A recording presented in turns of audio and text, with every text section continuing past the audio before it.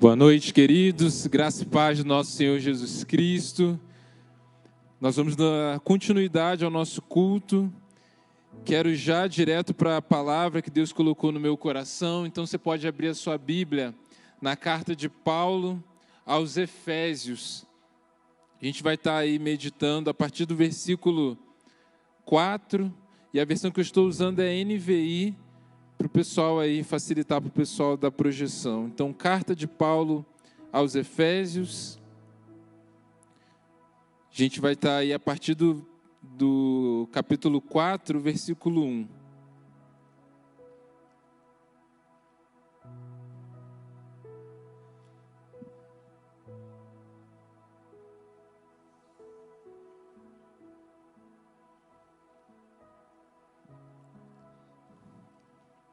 Nós vamos falar hoje sobre dignidade vocacional e você já vai entender o porquê aqui desse tema, que é muito claro no texto que nós vamos ler.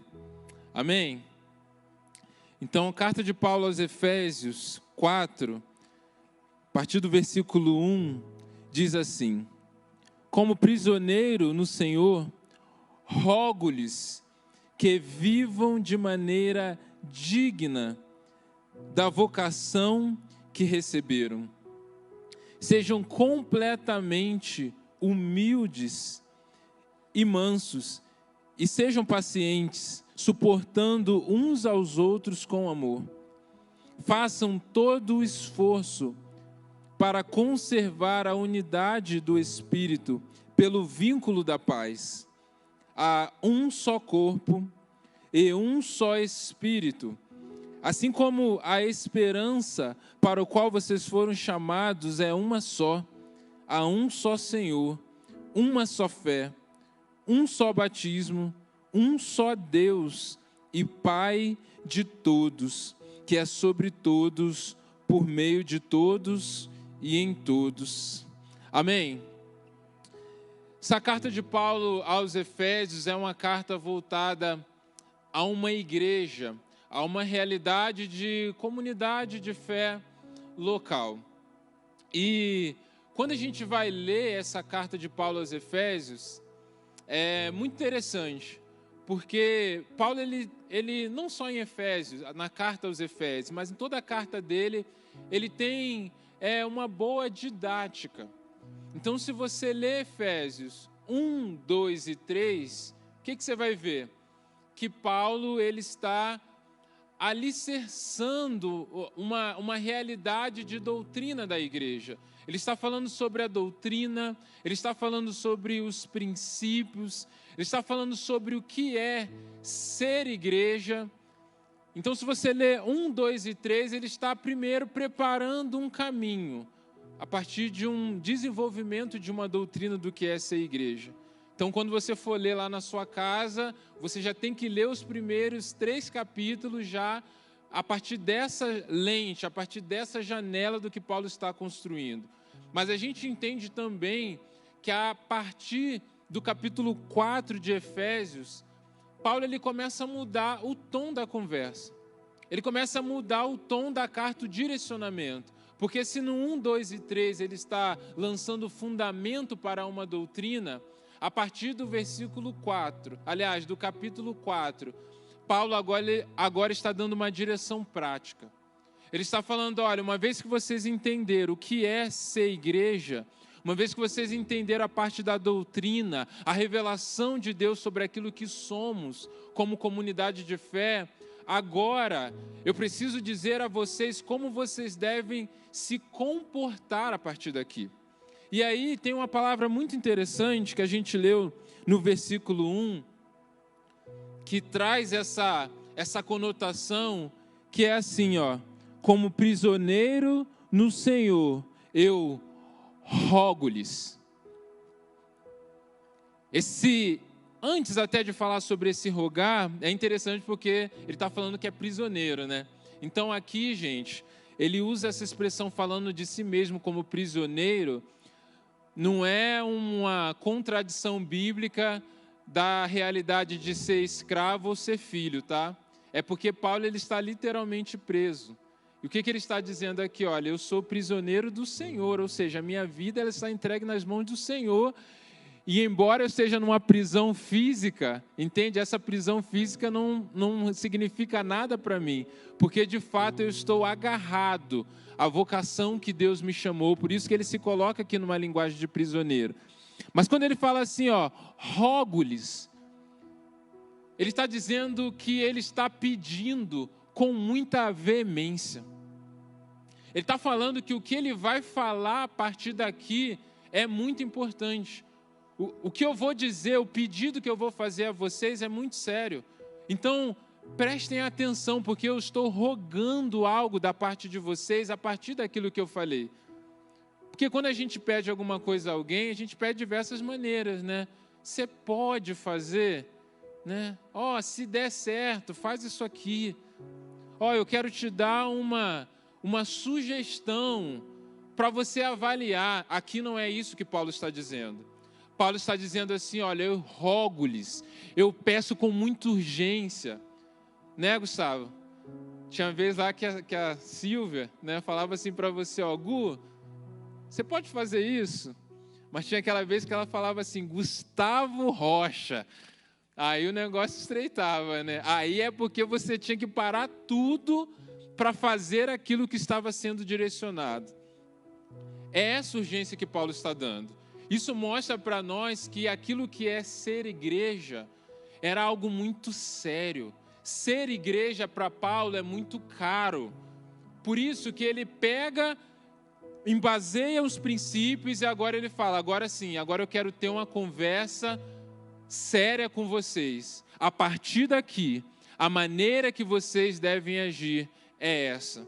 E ele começa a construir essa ideia a partir de algo que é uma ordem, uma direção para ser então obedecida de Paulo e não para ser avaliada a partir dos próprios desejos, da própria intenção daquela igreja.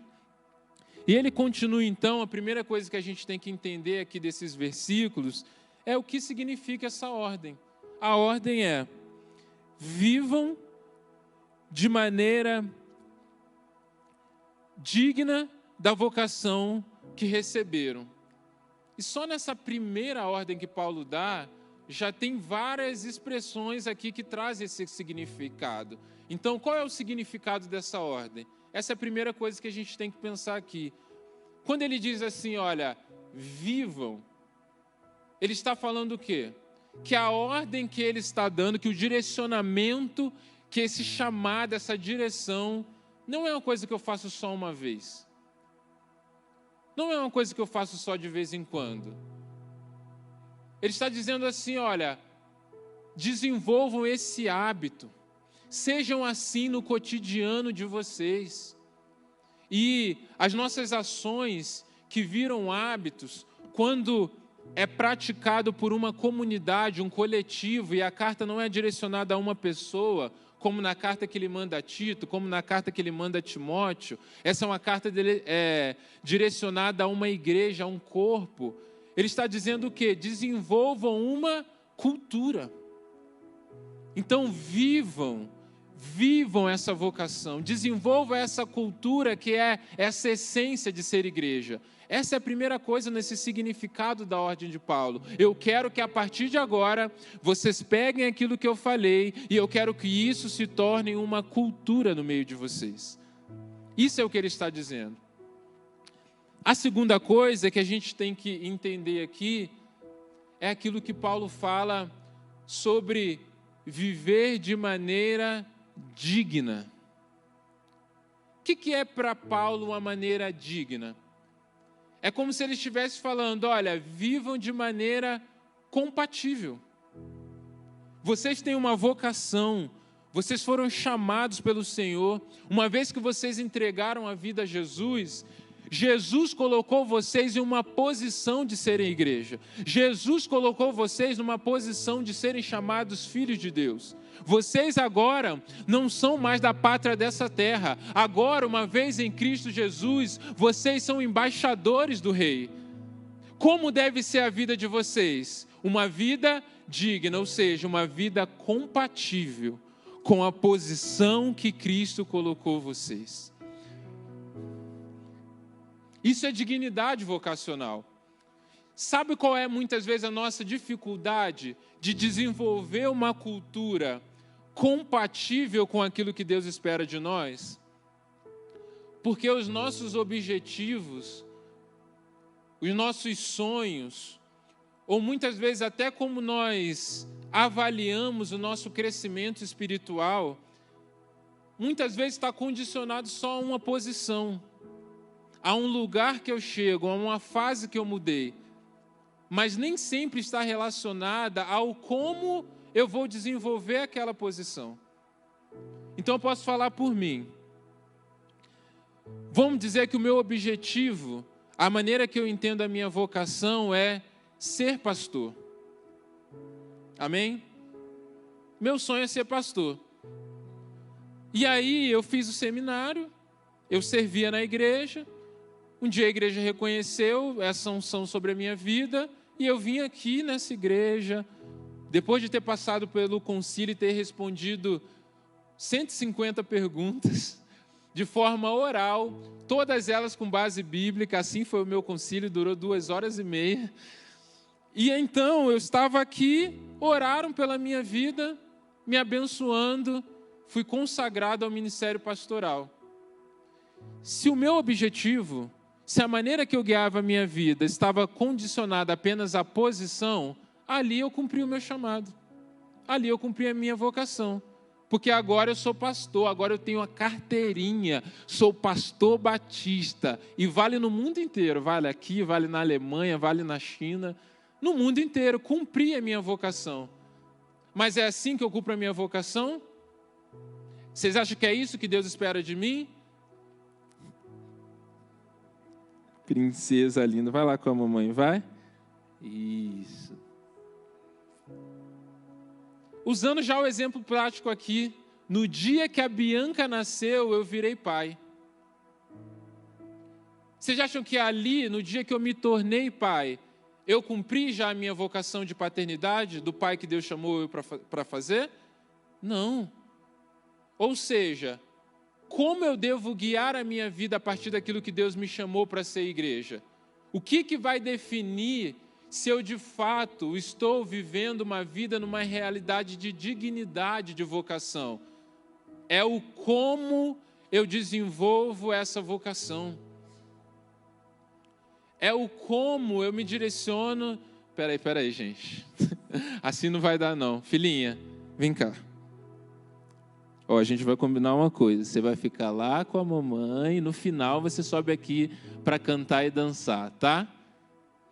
Gente, eu não vou conseguir competir com a fofura dessa, eu sei. Se ela estiver aqui, né? Eu sei que vocês vão ficar olhando para ela. Eu sei que é muito tentador, né? Então, gente, acho que é melhor, né? Ela ficar aí embaixo também, no final ela vem aqui, porque sei que eu não vou ter a atenção de vocês, e eu no lugar de vocês faria o mesmo, tá? Eu no lugar de vocês ficaria aqui olhando para as crianças o tempo todo, babando na fofura que são as nossas crianças, né? E eu como coruja ainda, né? Mas vamos lá então, gente. Dignidade vocacional não está só na posição que Cristo me colocou. Eu tenho que pensar agora no como vou desenvolver. Como, estando no lugar que Cristo me colocou, eu vou viver de uma maneira digna. Então, quando você sonha algo no Senhor, quando Deus ele muda a sua vida de fase, o que você tem que se perguntar é o como. Os sonhos que Deus te deu, não, mas o meu sonho é ser psicólogo para servir ao Senhor. Você não vai realizar a sua vocação no dia que você receber o diploma. Então, o nosso objetivo, o nosso sonho deve ser o como eu vou desenvolver. Então, a expectativa de Deus não é se eu vou ser pai, é o pai que eu serei. A expectativa de Deus não é se eu vou ser pastor, mas é que tipo de pastor, com que nível de fidelidade, com que tipo de cuidado das ovelhas eu vou ser esse pastor. E é isso, então, que Paulo está aplicando a uma igreja. Ser igreja, nós somos. Ser igreja, ser corpo de Cristo, nós já somos.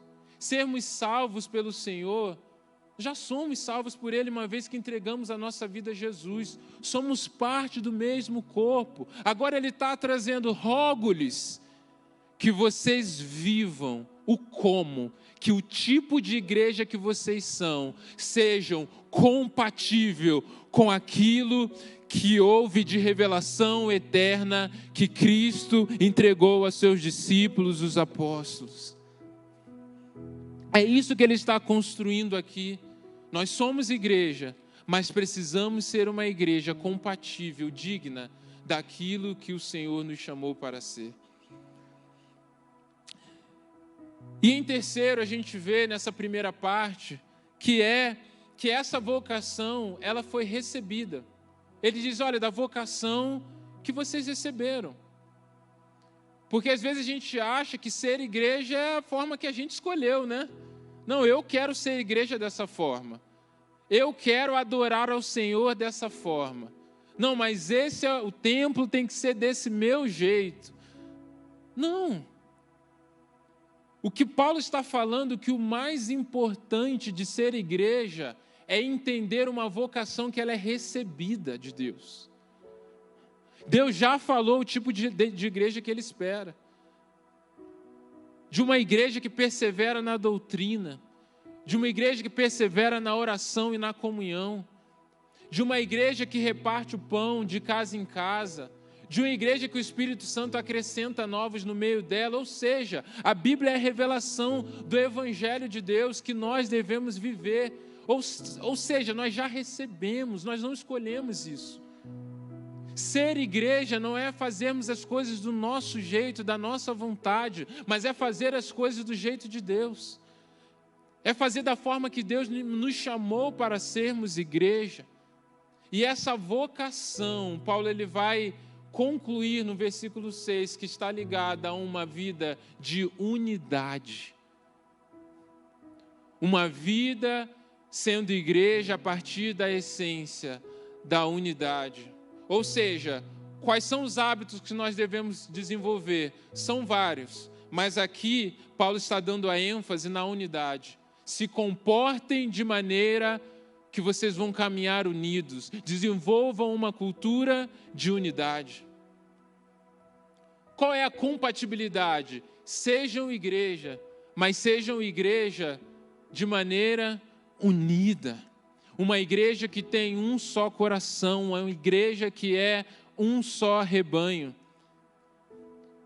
E entendam que a unidade, a vocação da igreja para a unidade, não é a maneira que eu escolhi, não é o meu gosto próprio, não.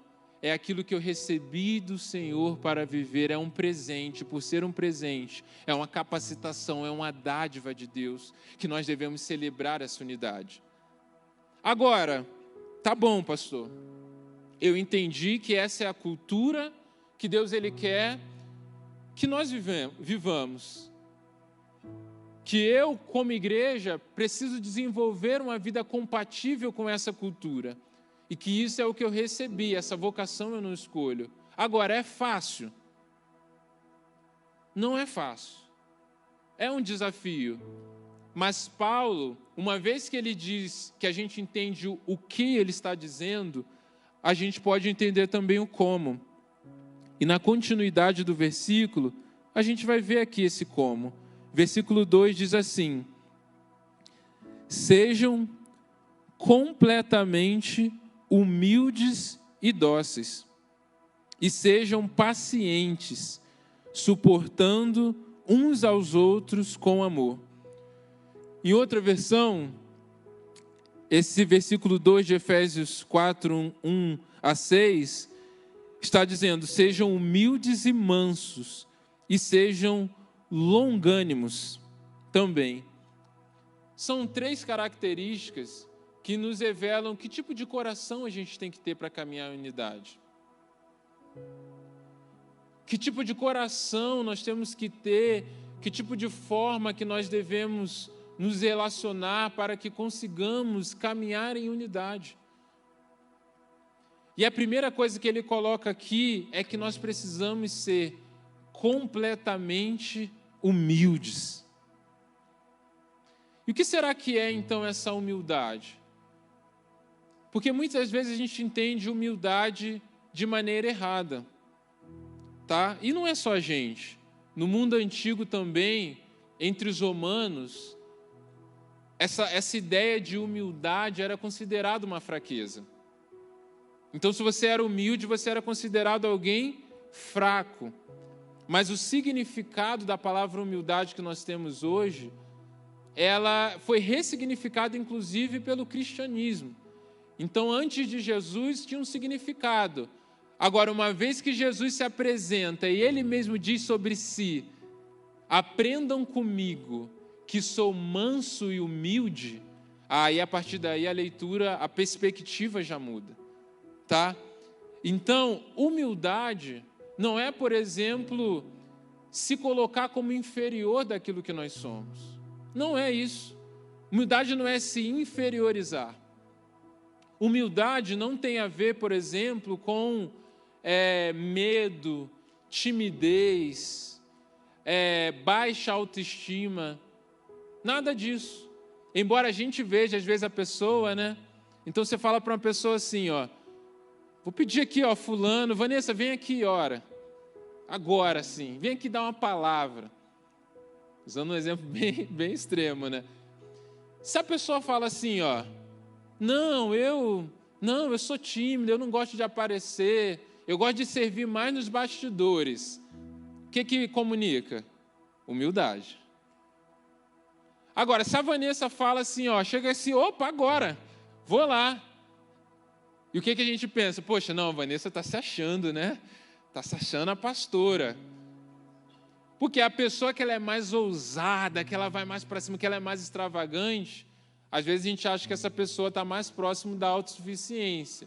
E aquele tímido, aquela pessoa mais assim, que fica mais na dela, mais receosa, mais insegura, ela é humilde. E não é assim. Não é assim que acontece. Inclusive, a gente vê que muitas vezes essa insegurança, essa timidez, esse medo, está mais perto do orgulho do que da humildade. A gente tem um exemplo na Bíblia muito claro disso, que é na guerra lá de Gideão com os 300. Acho que a maioria conhece isso aqui, né? Que Deus ele manda o povo guerrear, e aí tinha 32 mil homens, e Deus ele manda sair um grupo primeiro. E o primeiro grupo que Deus ele manda sair é quem? Os medrosos e os tímidos. E a gente pensa que Deus ele pede para esse povo sair por causa do medo, que o problema é que eles iam chegar lá na hora e Deus ia mandar eles guerrear e eles iam ficar com medo de lutar, medo de guerrear, e eles iam correr e aí ia ficar muito difícil para Deus vencer a batalha por causa dos medrosos. Só que quando você vê como que foi a batalha, você vê que ninguém nem precisou pegar nada. Ninguém pegou a espada, ninguém pegou o escudo, eles foram com as tochas e a galera já saiu fugindo. Agora, o que o texto diz é, tirem, diminuam esse povo, essa multidão, porque qual que é o perigo? Eles vencerem a batalha e se orgulharem dizendo, a nossa própria mão nos salvou. O problema do tímido, do medroso, é o orgulho. É porque ele não quer se expor. É porque ele não quer se colocar numa situação de fracasso. E aí ele é aquele assim, só vou na boa, né? Então eu não vou assumir uma responsabilidade com medo de dar errado. Se tem um risco de dar errado, eu já não quero. Eu tenho que ir na boa, eu tenho que fazer só aquilo que eu sei que eu domino para dar certo. Ou seja, essa pessoa, ela não está sendo humilde. Porque humildade não é pensar menos de si. Humildade é pensar menos em si. E a pessoa que está nesse nível de timidez, muitas vezes de baixa autoestima, ela está pensando em si mesma. Por que ela tem a baixa autoestima? Às vezes por causa da aparência, às vezes por causa da escassez de recurso. É porque ela pensa assim, não, eu merecia ter mais. Eu tinha que ter mais. Ninguém me honra. A pessoa está reclamando, eu não podia ser assim, eu não gosto do meu cabelo, eu não gosto do meu nariz, eu não gosto da minha orelha, não é justo comigo eu ser assim. Ou seja, é um descontentamento com aquilo que Deus deu à pessoa, com a maneira que Deus criou, com os dons e talentos que foram dados por Deus. Isso é humildade? Não é humildade. Agora, a humildade é eu ter a perspectiva correta de quem eu sou em Deus. De maneira que, às vezes, até quando eu sou ofendido, eu consigo me manter com controle, porque eu não preciso provar, ninguém consegue me diminuir, e nada consegue me fazer me sentir superior, porque eu sei em Deus completamente a maneira que eu sou. Eu sei tudo que eu tenho em Deus, de maneira que eu não preciso pensar em mim mesmo, mas eu consigo pensar no outro. E assim eu tenho um coração que não me ofende. E porque eu tenho um coração que não me ofende, que não se ofende com facilidade, eu me torno uma semente de unidade. Isso é você ser humilde. E é por isso que a humildade, ela está conectada também com a mansidão. Porque ser manso também não tem a ver com fraqueza, mas ser manso tem a ver com você abrir mão do seu direito, inclusive tendo controle da sua própria força. Sabe aquele versículo assim, olha, não paguem o mal com o mal, mas paguem o mal com o bem? É aquilo, o manso sabe o que ele tem, ele sabe o bem que ele tem, e muitas vezes quando ele recebe algo negativo, uma palavra negativa, uma ação negativa, ele sabe reagir de maneira boa, porque ele não precisa provar. Então, agindo dessa forma, com domínio próprio, ele consegue o quê? Ao invés de ser alguém que vai colaborar para uma intriga, para uma confusão, ele se torna também um caminho de unidade. Porque ele fica com o ônus de uma palavra que ele recebeu, de uma situação que ele passou, mas ele consegue construir um caminho de reconciliação. Esse é o nosso Deus. Esse é o exemplo de Jesus. Isso é o que Jesus disse sobre ele mesmo.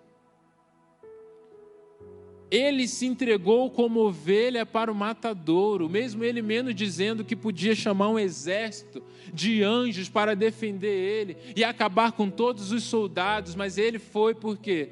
Porque ele era manso e humilde. Ele foi agredido e não revidou, porque ele era manso e humilde.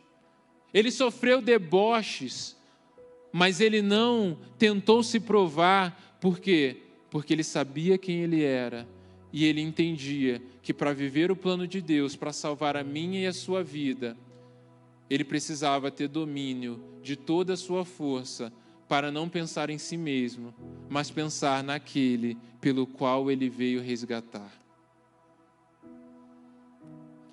E aí, como é que tem estado o seu coração?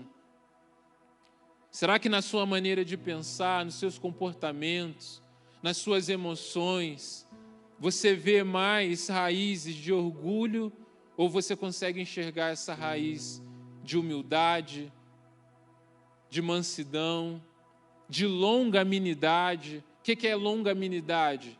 É o ânimo longo, que é o contrário de que tem pavio curto, né? Então a pessoa é pavio curto, ou seja, a pessoa é impaciente.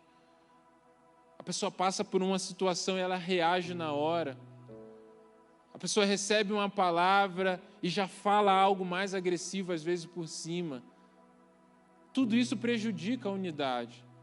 Porque muitas vezes as palavras que nós declaramos, aquilo que nós falamos no momento de chateação e de ofensa, machucam, geram mais interpretações. E muitas vezes nós não controlamos as consequências daquilo que sai da nossa boca, quando não somos pacientes, humildes e mansos.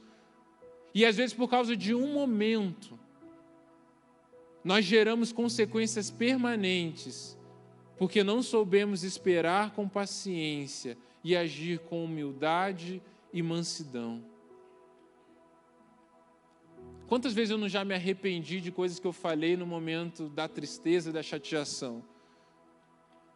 E eu percebi que eu estava errado. Percebi que eu interpretei da maneira errada. Mas eu errei por quê? Porque naquele momento meu coração foi tomado de orgulho.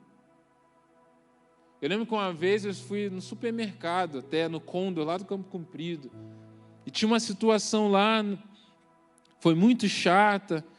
E eu fui muito rude com a atendente, tentei resolver, não deu certo. Fui lá para resolver e não consegui. E eu fui injusto com a atendente que estava lá, que tinha me dado a informação certa e eu achei que ela estava me dando a informação errada. E aí eu fiquei com aquilo na cabeça, porque eu falei uma palavra para ela na frente de vários outros funcionários. E aí eu podia assim, não, seguir em frente, né? Mas aí o Espírito Santo veio e bateu, cara, você precisa ir lá resolver. Aí pensa eu com a cara, voltando lá no supermercado, chamei a menina, chamei os funcionários que estavam lá, e eu falei, olha, eu vim aqui pedir perdão para você, funcionário, eu queria pedir na presença de todos que estão aqui, porque eu agi com orgulho. E eu não guiei a minha vida a partir desses orgulhos, eu errei com você. Quero te pedir perdão. Espero que todos vocês que viram a ação que eu tive aqui, não criem uma imagem negativa dessa pessoa por causa daquilo que eu falei. Amém. Espero que na graça de Deus, aquilo tenha sido corrigido.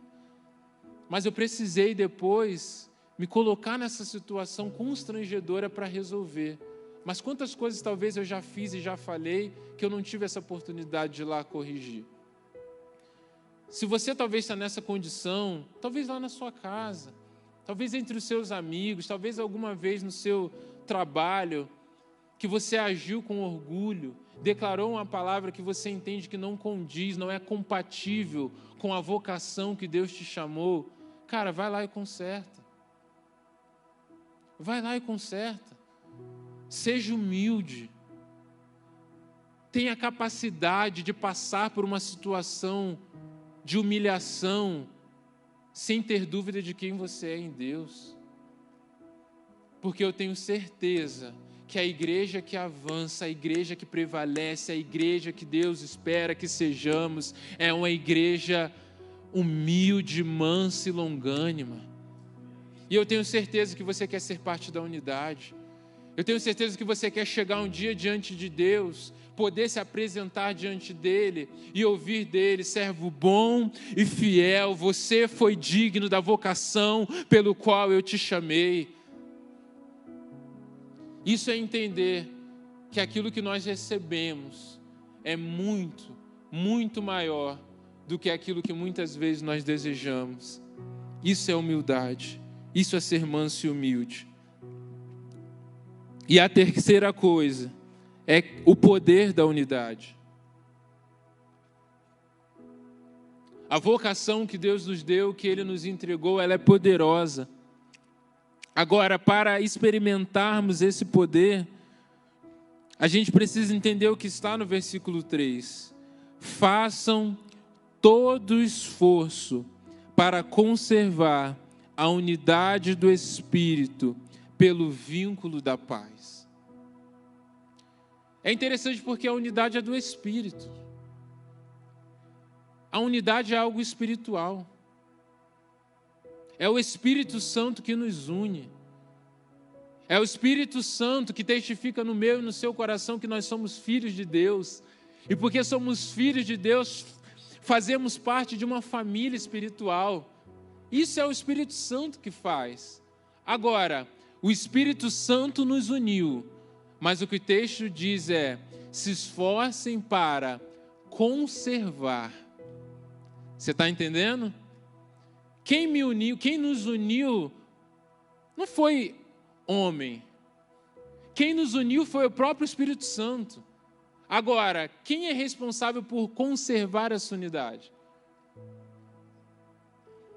Você está entendendo? Nós somos responsáveis por conservar a unidade do ser igreja, que Deus nos chamou e Deus nos uniu. Agora, para conservarmos, exige esforço, exige iniciativa. exige arregaçar as mangas e falar, vamos lá para caminharmos juntos. Exige muitas vezes nós tomarmos a iniciativa de irmos até alguém e atrairmos essa pessoa, convidarmos essa pessoa para a unidade. Nós temos vivido isso aqui essas semanas. Uma semana atrás chegou uma visitante. Ela estava vindo de outra igreja. Ela tem vindo aqui no sábado. Ela só não está aqui hoje porque ela viajou com a família dela. E aí eu cheguei um pouco antes, chamei ali a Thalita. Thalita está aqui, faz assim, Thalita. Todo mundo conhece. Falei, você recebe ela? Você recebe essa visitante? E a Thalita falou assim, eu recebo, pastor. Pode deixar. E a Thalita conversou com ela, ficou com ela aqui no culto. Depois o pessoal foi sair para comer, levou ela também. Isso tudo foi num sábado. Numa sexta-feira, eu conversei com ela. E ela disse assim, pastor, o que eu vivi no sábado, antes do culto, com as meninas, durante o culto, depois quando a gente saiu, era exatamente aquilo que eu estava orando, pedindo diante do Senhor. Eu não tenho amigos próximos a mim, ela é filha única também, mas ela disse assim, olha, eu estava buscando um lugar para caminhar de perto com pessoas em unidade. Mas para isso a Thalita precisou o quê? Agir com esforço.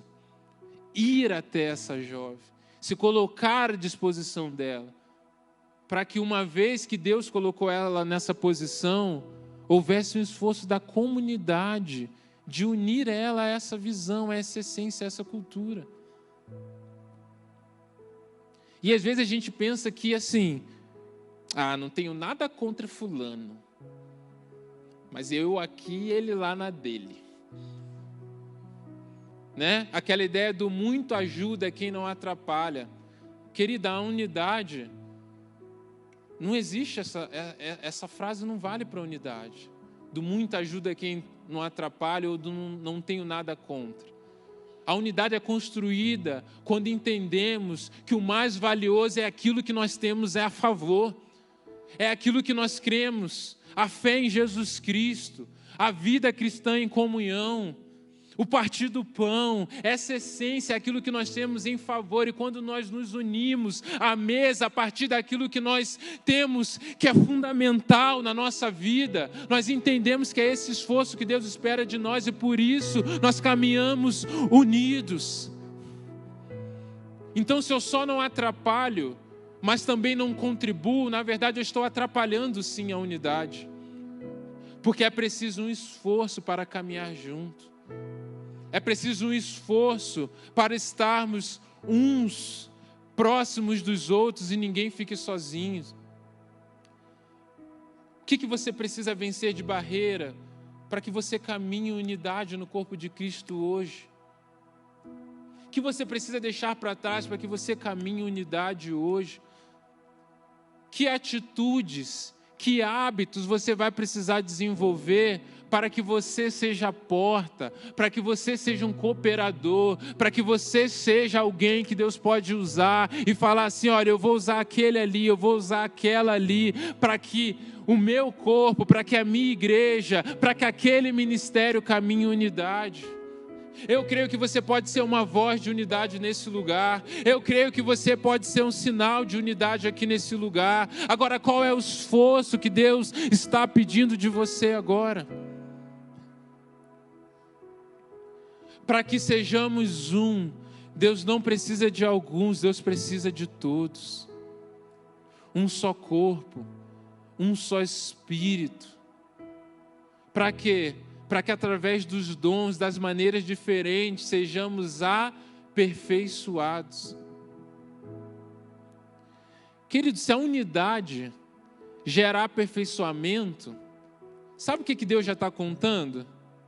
Que eu não vou ser perfeito, que vocês não são perfeitos, mas uma vez que estamos unidos, uma vez que aprendemos uns com os outros, uma vez que nos esforçamos para suportarmos uns aos outros em amor, somos aperfeiçoados ao caráter dele. nos tornamos mais parecidos com eles.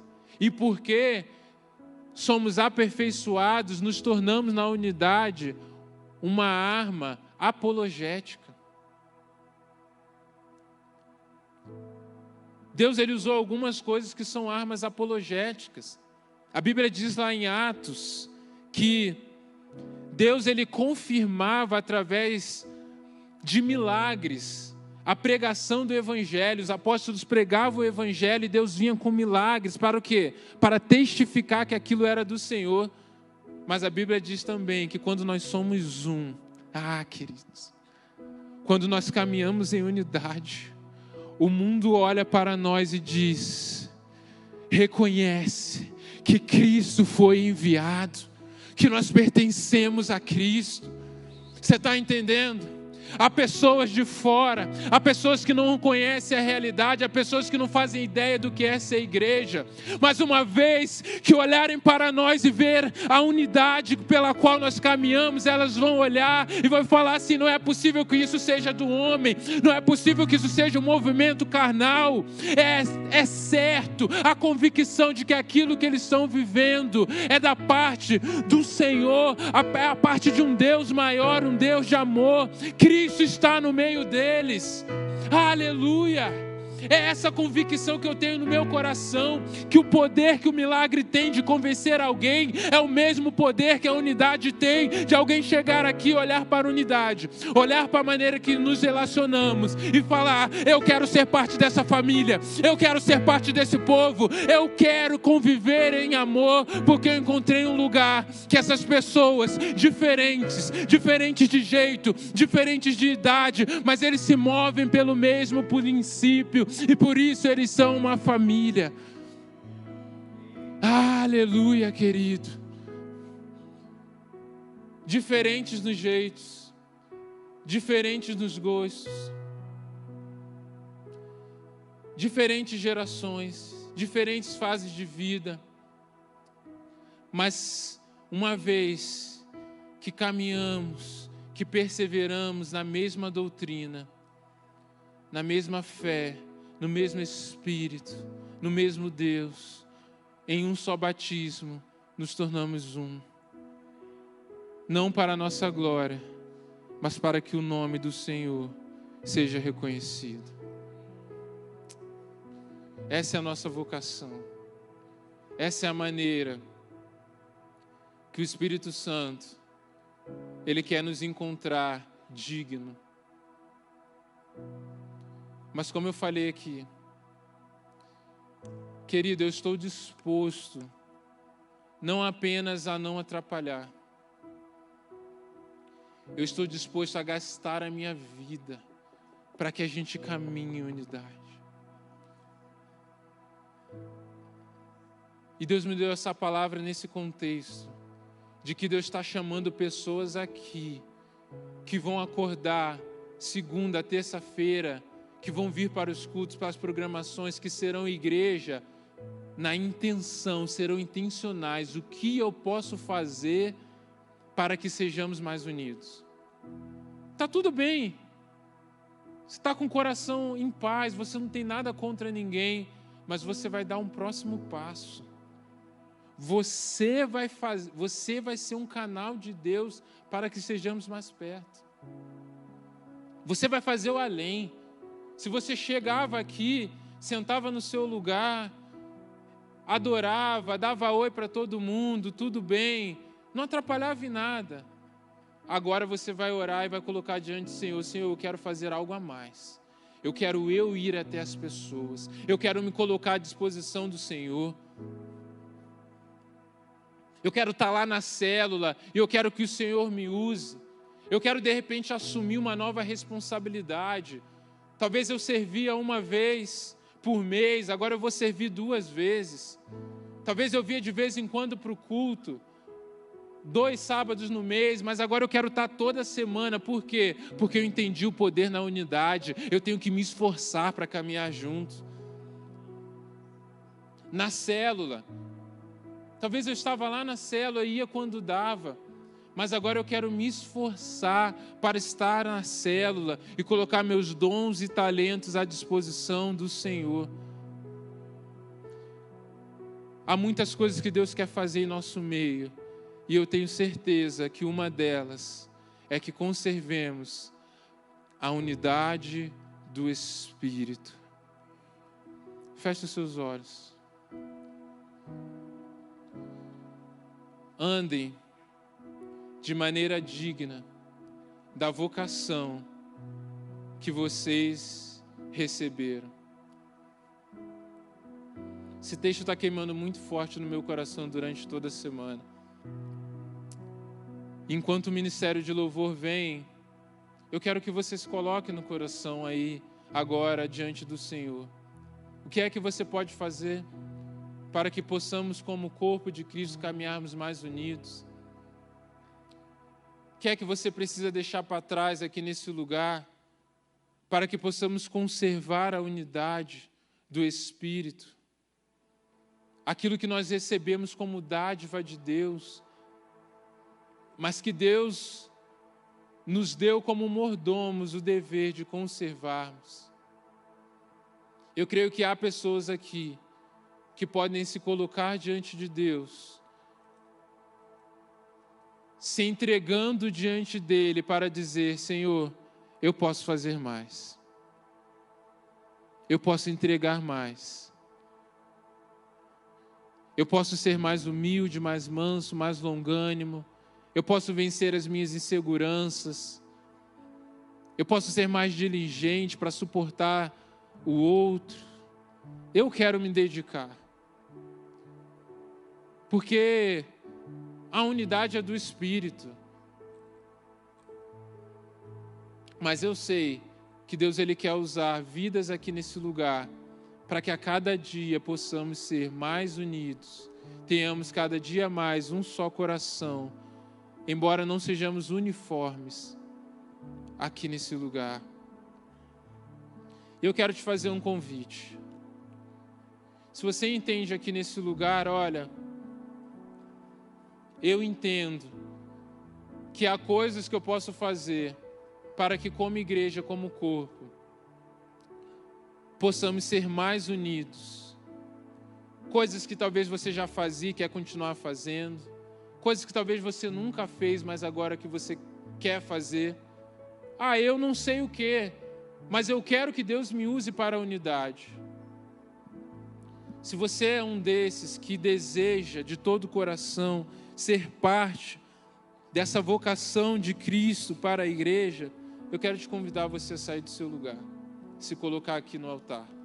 E nós vamos orar, nos colocando as nossas vidas diante do Senhor e dizendo: Deus, eu não sei o que o Senhor quer me usar, eu não sei o que eu vou ter que fazer, eu não sei o que eu vou ter que renunciar, eu não sei o que é que eu vou ter que vencer, mas eu sei uma coisa: quando alguém lembrar de alguém que luta pela unidade, de alguém que está comprometido com a unidade, de alguém que se esforça para caminharmos juntos, Deus vai lembrar de mim. Deus vai lembrar daqueles que caminham comigo, porque nós decidimos sermos sementes de unidade nesse lugar. E essas sementes de unidade que estamos lançando no altar do Senhor será regada pelo Espírito. E tudo aquilo que muitas vezes vem no nosso coração nos atrapalhar, o Espírito Santo vai arrancando, o Espírito Santo vai tirando com o amor dele. Porque se nós estamos comprometidos com a unidade, muito mais o Espírito Santo que gera essa unidade em nosso meio.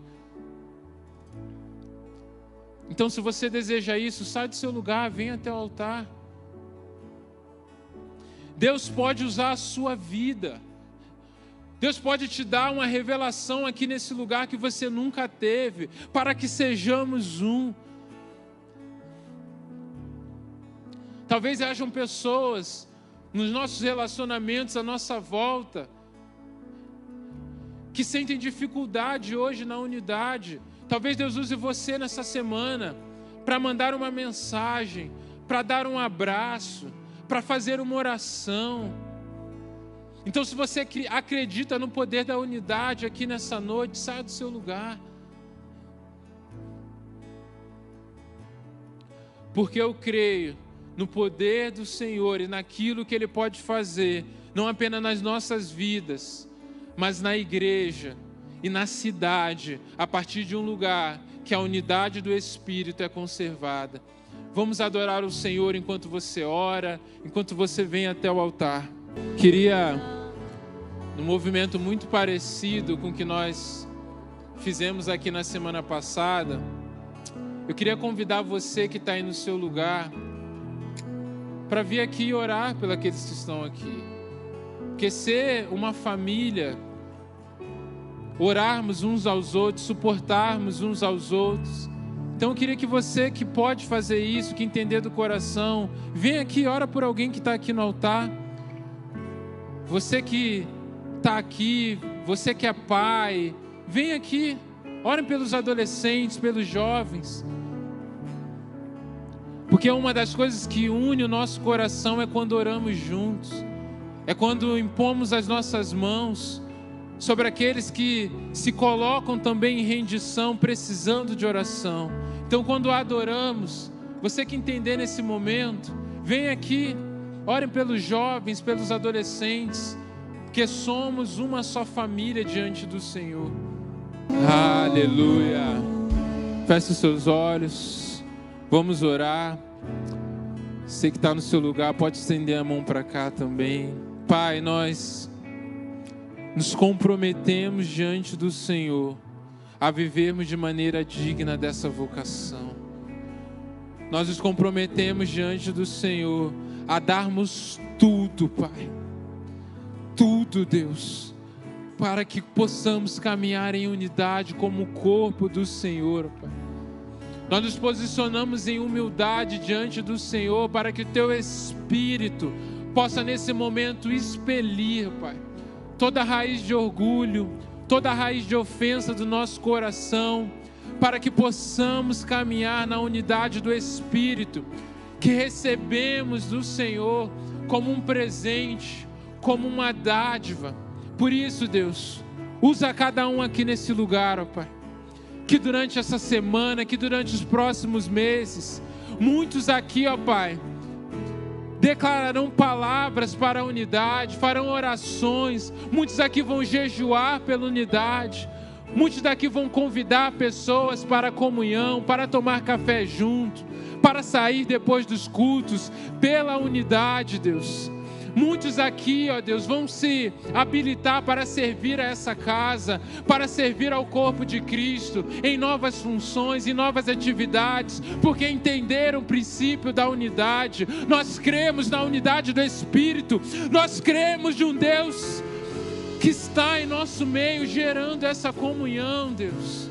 Oh Pai, faz isso em nossas vidas, ó Pai. Nós desejamos, ó Pai, nós ansiamos em ser a igreja que o Senhor espera que sejamos. E estamos aqui falando, usa-nos, usa as nossas vidas para aquilo que o Senhor quer fazer, ó Pai. Assim nós te exaltamos, assim nós te glorificamos, em nome de Jesus, em nome de Jesus. Uma só igreja, um só rebanho, um só corpo, movidos por um só Espírito, no nome de Jesus. Aleluia, aleluia, glórias ao Senhor. Você pode voltar para o seu lugar.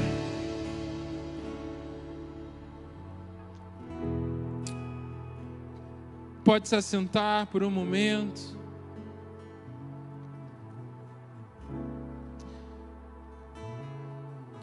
Antes de encerrar nosso culto, nós temos alguns avisos, mas antes ainda, eu quero conhecer, tem alguém aqui nos visitando? Alguém visitando pela primeira vez? Temos lá atrás, 4 jovens lá. Nós temos uma equipe, vocês podem ficar de pé rapidinho? Isso, nós temos uma equipe que vai dar um presente especial para vocês. Sejam bem-vindos a essa casa, muito especial para nós termos vocês aqui conosco. Temos mais alguém aqui nos visitando a primeira vez? Aqui também o jovem aqui no meio, Deus abençoe. Mais alguém, gente? Amém, gente. Pai, nós te agradecemos por esse culto, colocamos as nossas vidas diante de Ti, Deus. Te agradecemos pela Tua presença nesse lugar, Pai. Oramos, ó Deus, para que tudo que foi ministrado ao nosso coração aqui, desde os louvores, seja uma semente permanente que não vai se perder, mas que vai frutificar em nossas vidas. Declaramos, Deus, que o amor de Deus, o nosso Pai, que a graça salvadora de Jesus Cristo e que a comunhão do Espírito seja sobre todos nós, sobre toda a nossa igreja, sobre toda a igreja do Senhor na terra, hoje e para todo sempre. Amém. Que Deus te abençoe, vá na paz do Senhor, em nome de Jesus.